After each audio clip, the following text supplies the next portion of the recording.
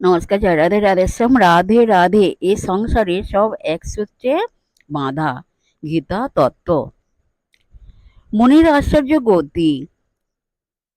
একেবারে বিপরীত তিন চারটে ভাবও এককালে মিলিত হয়ে মানব মনে উঠে থাকে, আমরা ধরতে পারি না। অর্জুনেরও তাই হয়েছিল। দ্রোণাচার্য ভীষ্ম আত্মীয় স্বজনদিগকে যুদ্ধে হত্যা করতে হবে দেখে তাঁর মোহ এসেছিল, ভালোবাসা থেকেও বটে এবং পরাজয়ের ভয়েও বটে। হয়তো জয়টুকু তিনি ধরতে পারেননি।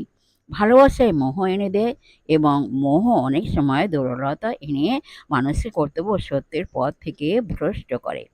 যুদ্ধের পূর্বে অর্জুন সত্যের জন্য দাঁড়িয়েছিলেন, স্বার্থের জন্য নয়। তিনি 5খানা গ্রাম মাত্র নিয়ে সন্ধি করতে চেয়েছিলেন, যাতে যুদ্ধ না বাধে। তার জন্য কত সচেষ্ট ছিলেন।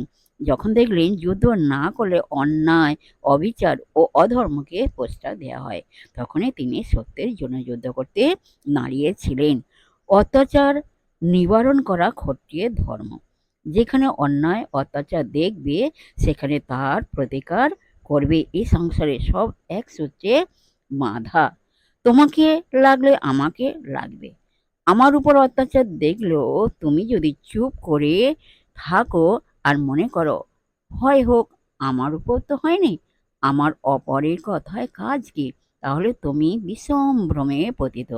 আমার সঙ্গে সঙ্গে তোমার উপরও অত্যাচার করা হলো, বুঝতে হবে।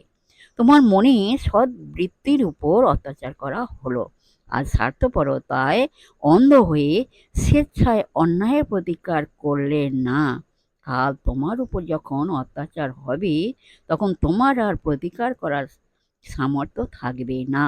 এই রূপে ধীরে ধীরে অবনতি এবং দাসত্বের পথে অগ্রসর হবে।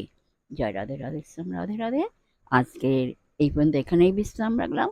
নেক্সট দিনকে আবার আলোচনা করা হবে।